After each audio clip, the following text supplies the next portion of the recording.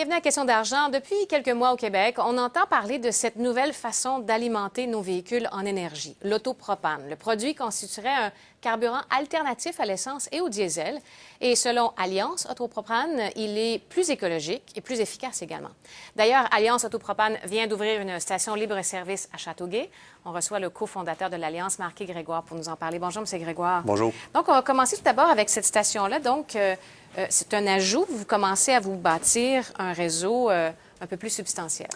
Effectivement, on est rendu à notre 16e station présentement. On a ouvert ce lundi officiellement la station de Châteauguay. 16 stations, c'est pas rien. On couvre pratiquement, pas tout à fait la province de Québec au complet, mais on est situé, on part environ de Chicoutimi jusqu'à Valleyfield, si on prend l'entière, toutes nos stations présentement. Il y en a combien dans la grande région de Montréal?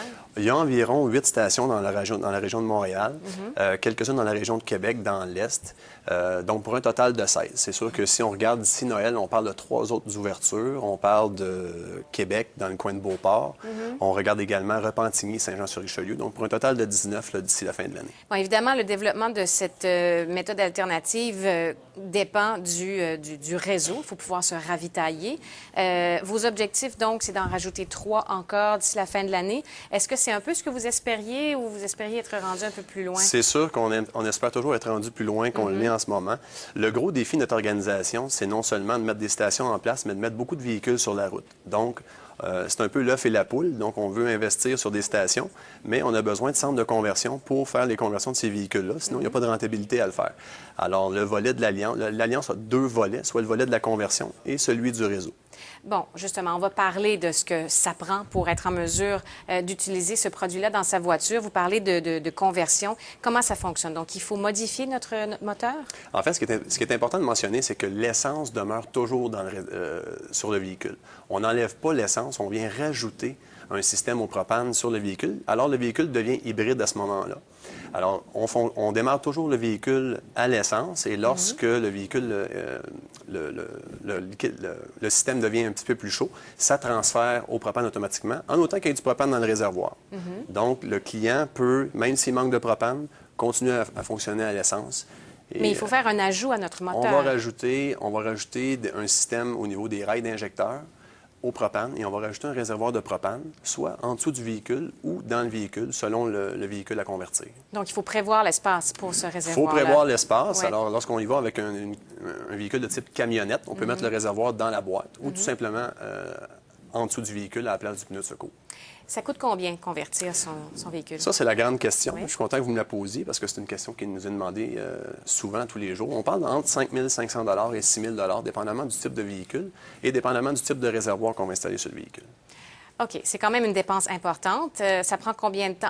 Et le propane, vous le vendez combien? Le propane se vend présentement au Québec dans le réseau parce qu'on parle de clients du réseau de l'Alliance à environ 50 sous le litre présentement. Donc, si on compare ça au niveau de l'essence, c'est environ 50 du coût de l'essence présentement. Et faites le calcul pour nous. Là. Ça prend combien de temps pour le retour sur investissement pour ouais? un véhicule type, là, on parle d'environ 12 mois.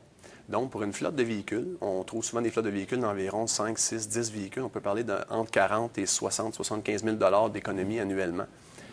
Si on parle d'une moyenne d'environ de 40 d'économie sur une moyenne de 10 ans.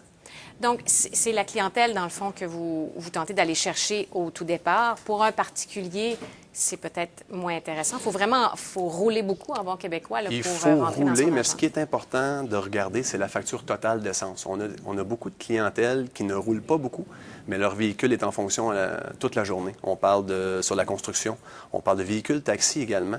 On peut regarder également les véhicules de signalisation qui ont une dépense énergétique en essence importante, mais qui ne font pas nécessairement beaucoup de millage. Mais on s'entend que les véhicules qui font beaucoup de millage sont une clientèle cible pour nous, ça c'est sûr. Oui, c'est ça. Les entreprises qui ont des flottes de véhicules, comme vous le mentionniez. La durée de vie de ce système-là?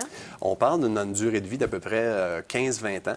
Et la beauté du système, c'est que lorsqu'on change de véhicule, parce que ça va arriver que les gens vont changer de véhicule, on va strictement le retirer du véhicule pour le réinstaller sur le nouveau, en autant que les moteurs sont semblables.